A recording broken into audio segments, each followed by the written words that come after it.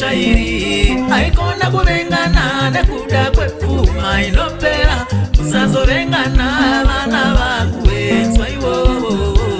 Pamwe vakadzidza kuenda kun'anga kunoromba, sare pedze zvovo pedza nzinza. Chingakufadza chiko kucha mwana wamai wako. Vanangu zviri nani kuva nerudo pane kuva nemari yeropa.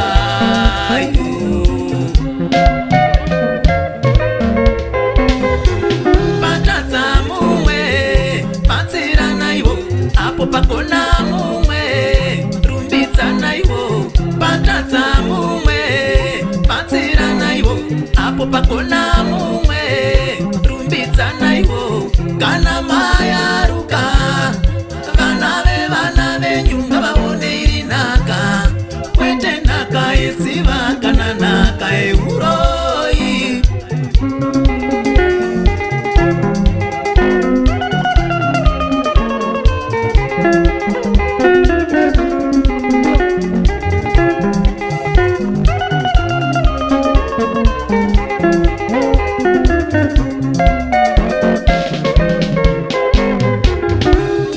Mukoma wako ni baba wako, sisi wako damai wako. Mukoma wako vanomira panzvimbo ya baba kana sisi vachimira panzvimbo ya mai kana tete. Ropa ropa ropa vanangu dananaivo kusvika kumarinda vanangu dananaivo.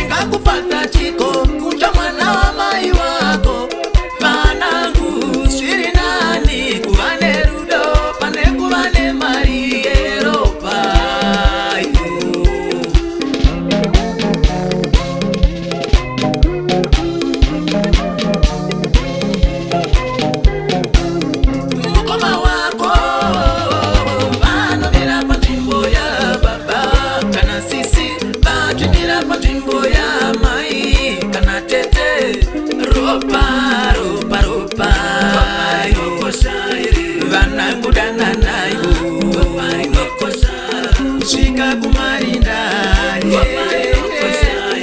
vanangudana naivo ropa ropa ropa vanangudana naivo kusvika kumarinda vanangudana naivo ropa ropa ropa vanangudana naivo kusvika kumarinda vanangudana naivo ropa ropa ropa vanangudana naivo kusvika kumarinda